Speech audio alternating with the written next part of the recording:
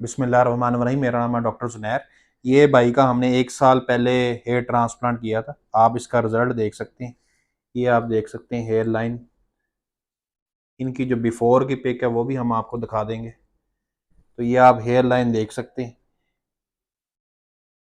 Natural hair line है, recognisable नहीं है। ठीक है, तो ये 1 साल का इनका रिजल्ट है।